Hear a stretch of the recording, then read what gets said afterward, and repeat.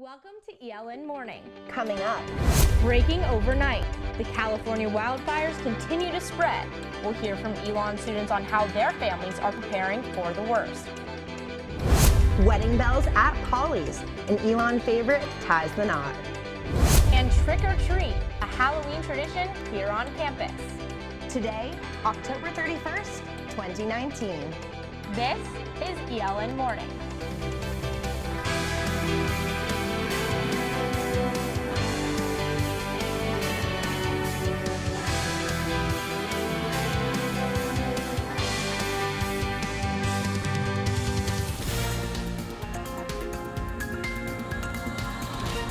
We begin with breaking news this morning as 2 California wildfires continue to spread and a third begins to burn.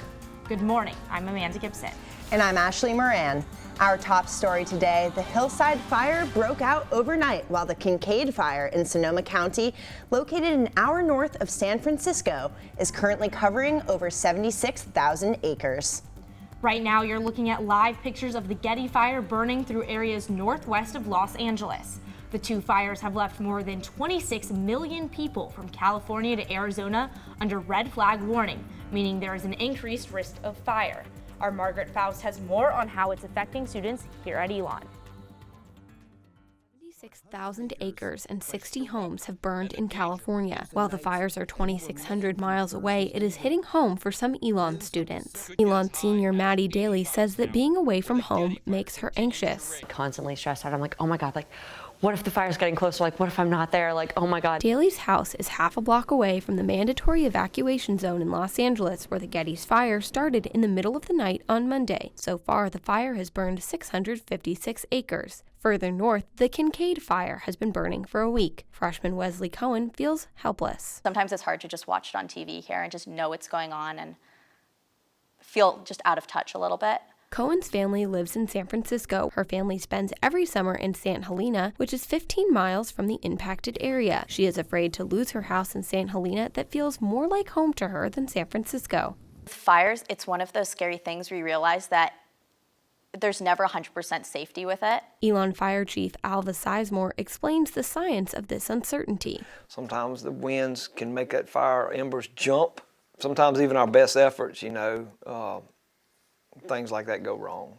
There are currently 4,150 firefighters working in California, many of whom have been called in from surrounding states. Alamance County has 2 officers who work for the North Carolina Forestry Service that could potentially be called to California. The fires are continuing to spread, and Daly sees part of her life in danger of disappearing.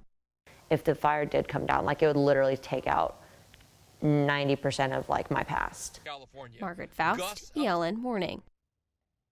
Fire crews in California have contained 45% of the Kincaid Fire and 27% of the Getty Fire. We'll continue to follow the latest updates on the fire's developments.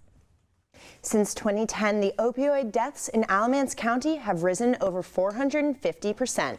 Opioids can be prescription drugs like OxyContin or illegal drugs like heroin and fentanyl. According to Health Director for Alamance County, Stacy Turpin-Saunders, prevention and education, harm reduction, and recovery and treatment are the ways in which the Alamance County's Health Department is fighting the rise of opioids. Turpin-Saunders spoke at Elon yesterday about the importance of finding a solution that the community can sustain. She says it's an issue that affects everyone. I wish I could say there was one thing that was going to work. There has to be this multi-pronged approach, but at its base, it's the understanding that these are our neighbors, our families, our friends, the folks we work with, that it runs the whole gamut as to who this affects. For more on how opioids are affecting Alamance County, tune into our broadcast on Monday at 6 p.m. for the second part of our 3-part series, pinpointing the opioid epidemic. The Washington Nationals pulled off a big win last night, 6-2 in Game 7 of the World Series against the Houston Astros.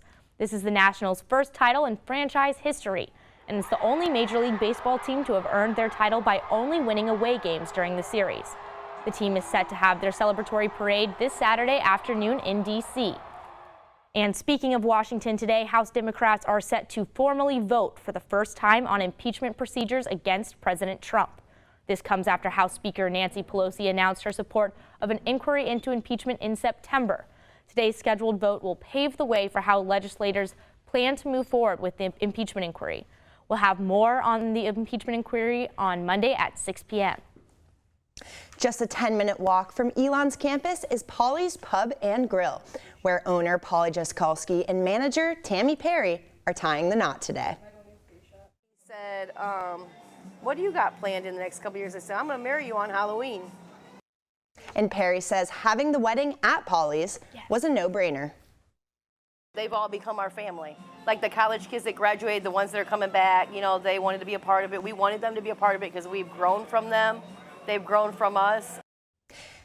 Perry says Halloween is her favorite day of the year. She's trading in a classic gown for a cemetery bride costume, and guests are required to dress up too. The bar will be closed all day, but opens to the public at 7:30 p.m. Coming up, we have SGA Senator and President of the Class of 2020, Ireland Moran, live in studio to chat all things homecoming. And a yucky start to your Halloween, but will this yucky weather continue tonight? I'll have your Phoenix 5-day forecast coming up.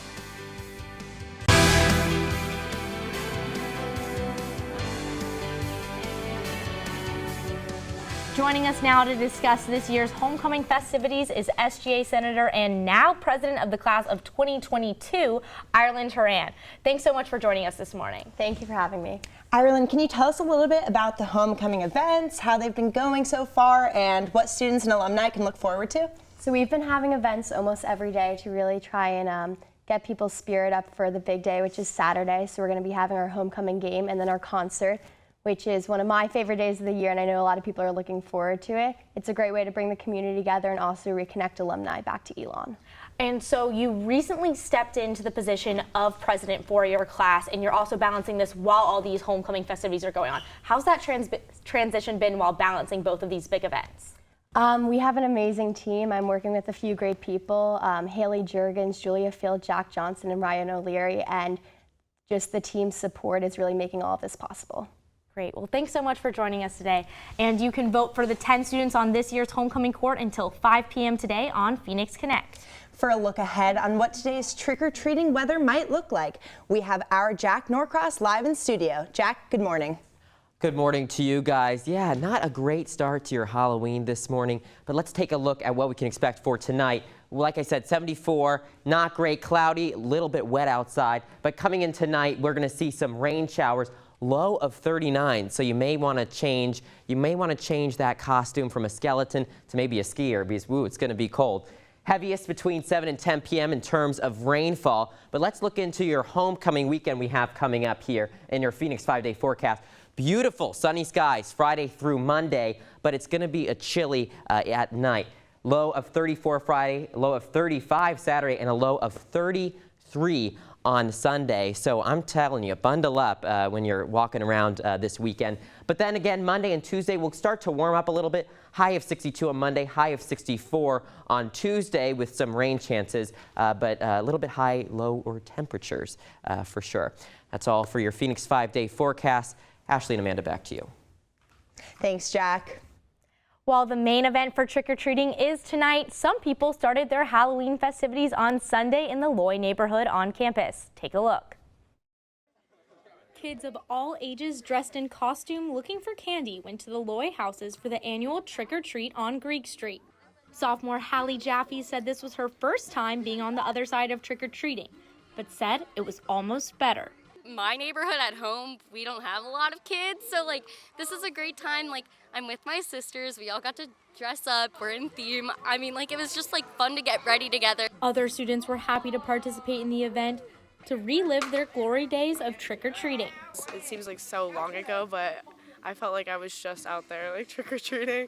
Trick-or-treating was really fun growing up, so it's great that we do events like this. Despite the age difference between those giving out the candy and those taking the candy, the one thing that brought everyone together is the same. Candy. Yeah, getting the candy.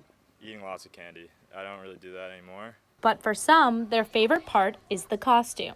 It's scary and I like to be scary for Halloween. Why is that? Because Halloween's scary when they have spookiness. I like spiders. While for some this Halloween is all about candy and costumes, for others it's about teaching their kids a lesson about inclusivity. Nellie Angel planned her kids' school Oktoberfest event, where kids were given blue food allergy trick-or-treat buckets. She says although her kids don't have food allergies, she wants them to learn something from trick-or-treating this year. We make a very concerted effort to be inclusive in all aspects in life, and so this is just another example of that. Amanda Gibson, Elon Local News. If you're looking for more trick-or-treating opportunities, Mill Point is hosting its neighborhood trick-or-treat event at 5:30 tonight. Coming up, we have Zion Bright performing Desperado.